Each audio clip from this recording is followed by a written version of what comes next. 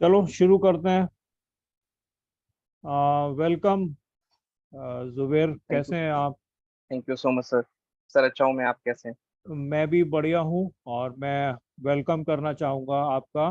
और मैं थैंकफुल हूँ कि आपने अपना वैल्यूएबल समय निकाला और आप गाइड करेंगे हमको और हमारे चैनल के माध्यम से जितने लोग उसको देखेंगे हमारे यूट्यूब चैनल पर उनको नॉलेज मिलेगी।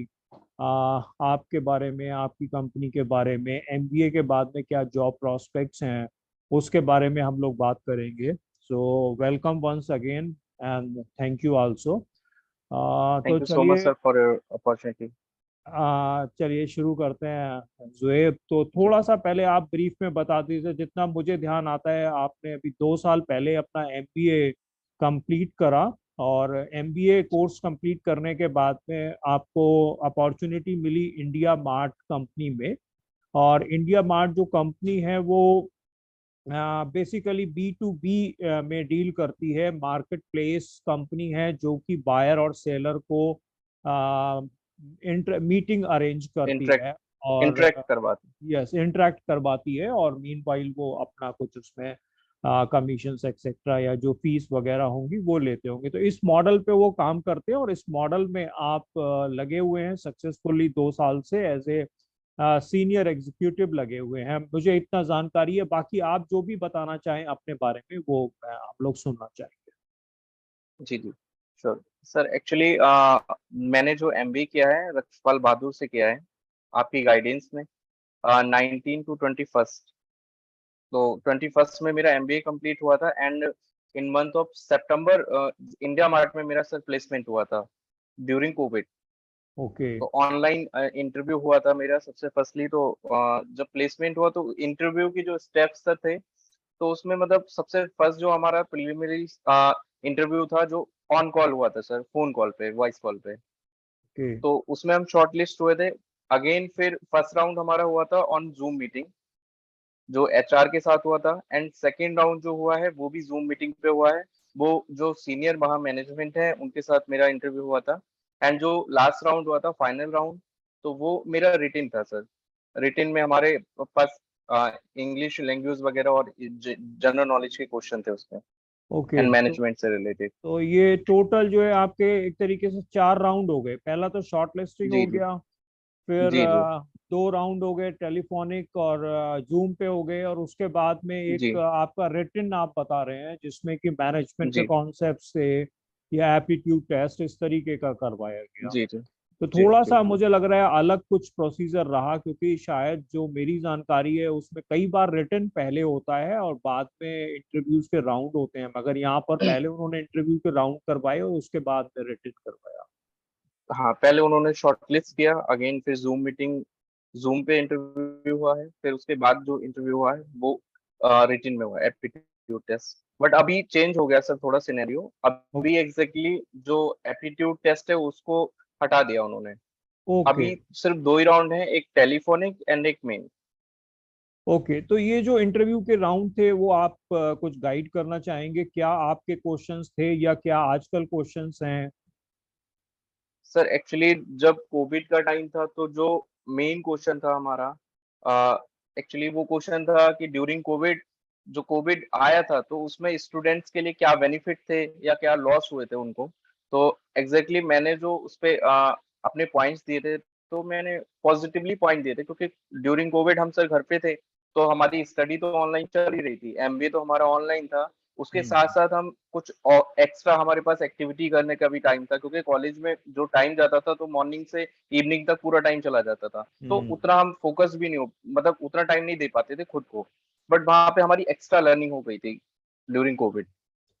तो इसी तो पे मैंने जो अपने पॉइंटर्स दिए थे, तो उसके अगेंस्ट में फाइनल हुआ था मेरा। तो मुझे जो लग रहा है कि वो पॉजिटिव आपका ये फीडबैक रहा कि आपने फेवर में बोला, क्योंकि वो एक जी ऐसा जी समय था जबकि ज्यादा लोग परेशान थे और एक जनरल जी परसेप्शन लोगों को रहा कि स्टडी पे निगेटिव इम्पैक्ट पड़ा, मगर आपने एक पॉजिटिव रह के उसको जवाब दिया कि जो कई बार कई केसेस में मुझे भी लगता है कि रियलिटी भी है। जैसे मैं अपना भी अगर केस लूँ तो मुझे लगता है कि कोविड के समय में काफी लर्निंग हुई। आज जो हम लोग ये मीडियम यूज कर रहे हैं, जूम, ये जी कोविड के जी जी समय जी। में ही फेमस हुआ था। एग्जिस्ट तो पहले से कर रहा था, राइट तो इस तरीके से हमें मौके मिले थे कि हम काफी अच्छे से इंटरेक्शन कर सकें, अपने समय को बेटर यूटिलाइज कर सकें।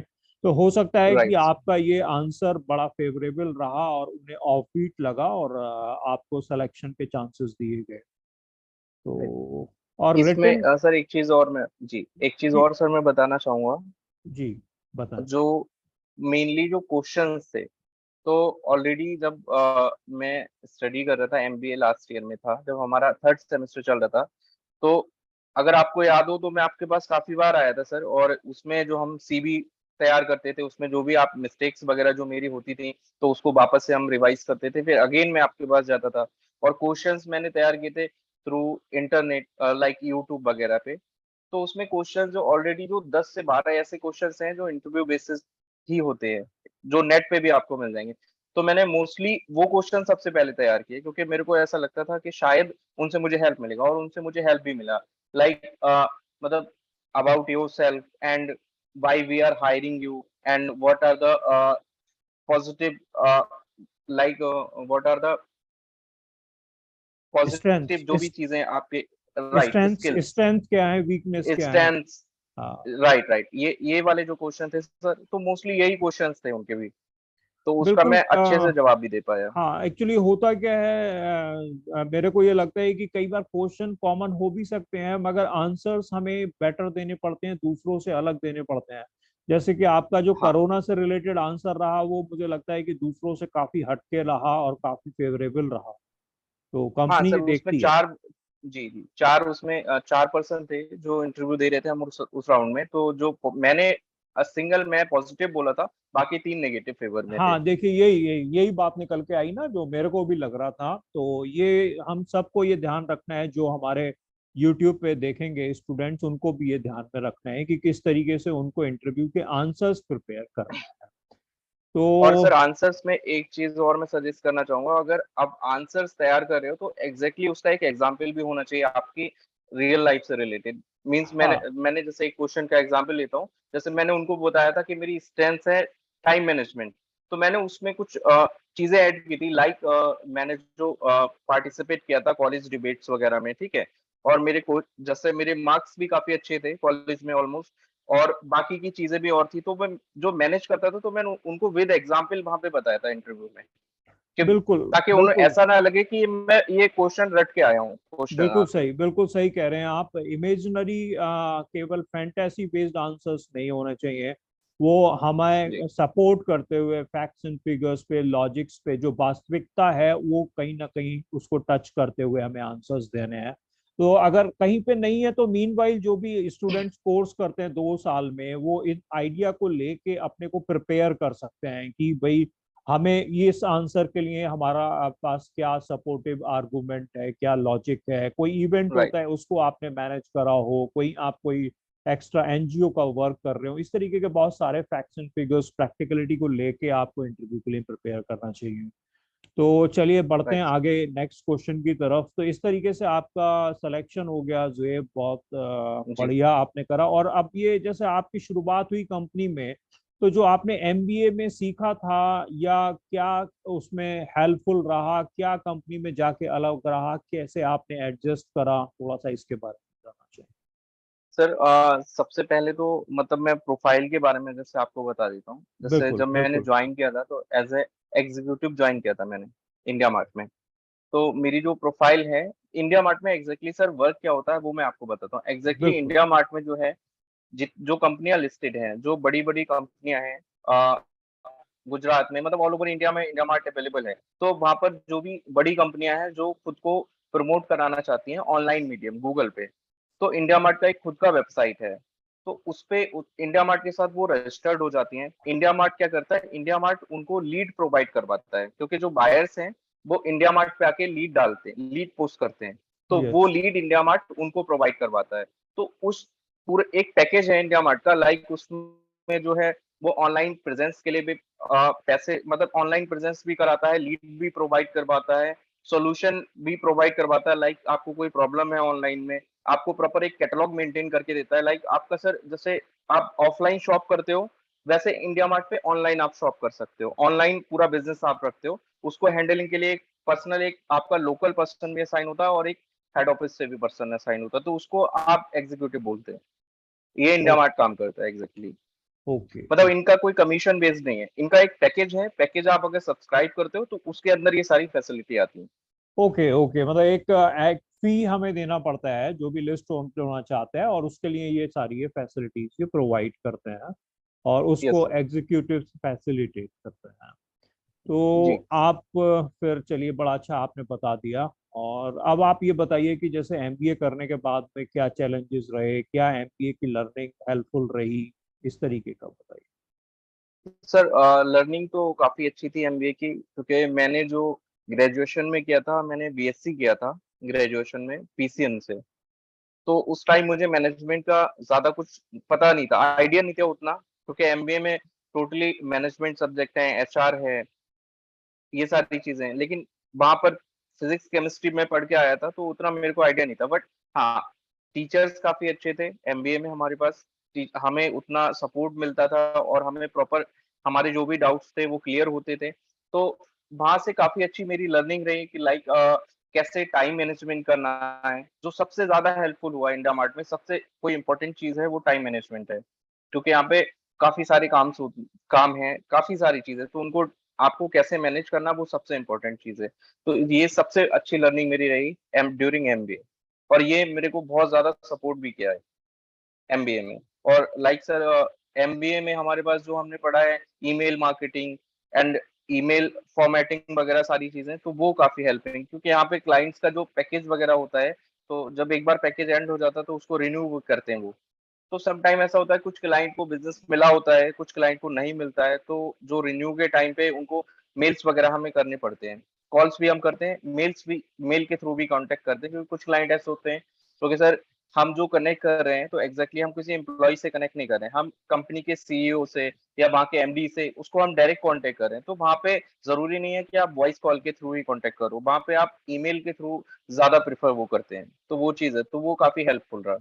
तो एक तो आपका वर्बल कम्युनिकेशन अच्छा होना चाहिए, एक रिटन कम्युनिकेशन अच्छा होना चाहिए, और राइट सर। लैंग्वेज भी आप इंग्लिश भी जानिए, हिंदी भी जानिए, रीजनल लैंग्वेजेस भी जानिए अगर आप ऑल इंडिया लेवल राइट। पे काम कर रहे हैं। कम्युनिकेशन स्किल्स आपके अच्छे होने चाहिए। कम्युनिकेशन स्किल अच्छा होना चाहिए, और सीनियर लेवल पे कैसे बात करनी है, कैसे कम्युनिकेशन करना है, B to yes B sir. में कैसे कम्युनिकेट करना है, ये सब चीज़ें जो हैं वो स्किल्स लेके आए। और मुझे लग रहा है कुछ टेक्नोलॉजी बेस्ड स्किल्स भी लेनी पड़ेंगी, कि आप कैसे, जैसे जूम मीटिंग है, इस तरीके के मीटिंग्स को आप हाँ अच्छी तरीके से हैंडल सर। कर सकते हो, इसके क्या मैनर्स एंड एटिकेट्स हैं, ईमेल है, इंटरनेट है, और एक्सेल का भी यूज हो सकता है, डिजिटल का भी कुछ यूज हो सकता एक्सेल, है। तो जी जी, जी एक्सेल का सर काफी अच्छा यूज है, क्योंकि एक्सेल बिल्कुल। में हमें पूरा अपना जो क्लाइंट, जो हमारी कंपनीज हैं, सपोज सर अभी मैं जो हैंडल कर रहा हूँ, मेरे पास 250 कंपनीज हैं।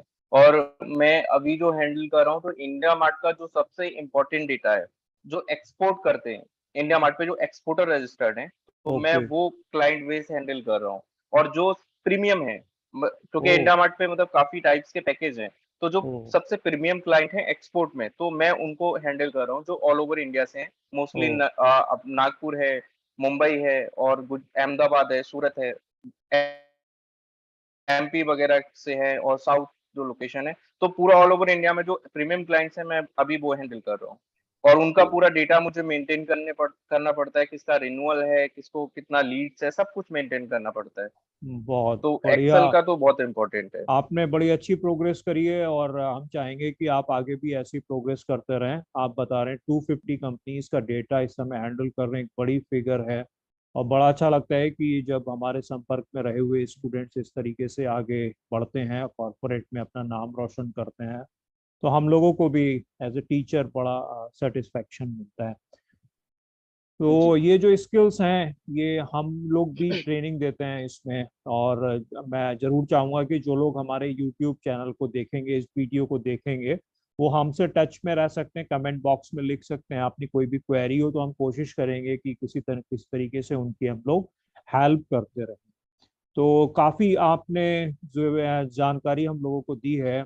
और कोई मैसेज देना चाहेंगे यंगस्टर्स के लिए जो लोग अभी प्राइवेट जॉब्स को करना चाहते हैं, तो किस तरीके से कोई मैसेज उनके लिए? सर अगर कोई एमबीए कर रहा है तो एमबीए सिर्फ मतलब सिर्फ एमबीए नहीं, क्योंकि एमबीए में क्या होता है, एमबीए के आफ्टर एमबीए जो आप पढ़ के आते हो उसका उतना इंपॉर्टेंस नहीं है, क्योंकि कहीं पे भी आपको एचआर की डेफिनेशन नहीं पूछी जाएगी। उसके साथ जो आप स्किल्स कैरी करते हो वो ज्यादा इंपॉर्टेंट है। सिर्फ आप एमबीए करे हो वो उतना, वो डिग्री है उससे आपको जॉब तो मिल जाएगी, बट एग्जैक्टली जब आप फ्लोर पे जाओगे वहां पे वर्क करोगे तो उसके लिए आपके पास रिटन कम्युनिकेशन अच्छा होना चाहिए, आपका वर्बल कम्युनिकेशन अच्छा होना चाहिए, आपका एक्सेल अच्छा होना चाहिए। ये चीजें आपको ज्यादा मैनेज, क्योंकि मैं जब इंडिया मार्ट में अभी हमारा जो वर्किंग है तो हम ऑनलाइन मीटिंग भी करते हैं और डेली बेसिस पे 2 से 3 कनेक्ट के साथ हम गूगल मीटिंग के साथ कनेक्ट करते हैं, ताकि उनका कोई क्वेरी है, कोई प्रॉब्लम है तो हम उसको ऑनलाइन रिजॉल्व कर देते हैं। तो ऑनलाइन का भी आपको मोबाइल मतलब जो लैपटॉप वगैरह है उसका भी इंटरनेट का पूरा इंफॉर्मेशन होना चाहिए, जो ऑनलाइन मीडियम है जिसके साथ हम कनेक्ट कर सकते हैं क्लाइंट से। बहुत बढ़िया। तो कोई अगर हमारा व्यूअर ट्रेनिंग चाहेगा तो हम लोग उसको इस मीडियम में ट्रेनिंग भी सारी प्रोवाइड करवा देंगे। तो जी सर। ये तो स्किल्स हो गई। जैसे अच्छा अच्छा, इसका जैसे जॉब्स अपॉर्चुनिटीज न्यूज़पेपर में आती है या ऑनलाइन आती है कैसे, या रेफरेंस से सर डायरेक्ट अप्लाई? ये ये ऑनलाइन ही आती हैं, इवन रेफरेंस भी हैं इसमें। और अगर किसी को भी करना है तो लिंक्डइन है या naukri.com है, उस पे हायरिंग चलती रहती है। इवन सर इंडिया मार्ट में काफी बल्क हायरिंग होती है। ओके। कोई सैलरी का अंदाजा देना चाहेंगे आप, स्टार्टिंग में क्या सैलरी पैकेजेस रह सकते हैं, क्या ग्रोथ हो सकती है, कुछ ऐसा अंदाजा? स्टार्टिंग में सर एज ए एग्जीक्यूटिव अभी अभी का पैकेज जो है ऑलमोस्ट 3+ है। ओके। और फिर जी। कुछ डिपेंड करता होगा, कैंडिडेट के ऊपर भी डिपेंड करता है, सिचुएशन के ऊपर भी डिपेंड करता है, कहीं ना कहीं इसमें निगोशिएशंस तो शायद रहते हो। थोड़ा थोड़ा सा 10 to 20% नेगोशिएशन रह जाता है ओके। हो सकता है, ओके। बट मतलब मोस्टली जो उनका पैकेज होता है वो फ्रेशर के लिए फिक्स होता है। बाकी जो ओ, एक्सपीरियंस पर्सन है उनके ओ, लिए नेगोशिएशन आप ओ, कर सकते ओ, हैं, वो कर ओ, सकते हैं। चलिए, बहुत बहुत धन्यवाद, थैंक यू सो मच। आपने काफ़ी अच्छी जानकारी दी, और मुझे उम्मीद है कि जो यूट्यूब चैनल पे लोग देखेंगे, स्टूडेंट्स देखेंगे, वो ज़रूर बेनिफिटेड होंगे, और हमारे चैनल को सब्सक्राइब करेंगे और कमेंट बॉक्स में लिखेंगे, इंटरेक्शन रखेंगे। Thank you so much. जी सर, एक चीज मैं और बताना चाहूंगा, जो बिल्कुल। एक्सेल मुझे आज हेल्प कर रहा है तो वो मैंने पंकज सर के चैनल से ही सीखा है। मतलब आपका जो वीडियोस हैं उनको देख देख के मुझे काफी हेल्प मिला है। चलिए, थैंक यू सो मच। और हम लोग कोशिश में थैंक लगे यू। हुए हैं कि कहीं ना कहीं जितना फायदा हो सकता है वो हम लोग देने की कोशिश करें। थैंक यू सो जी। Much. Okay. Thank you so much sir. Thank you. Have a good day sir. Same to you. Thank you so much.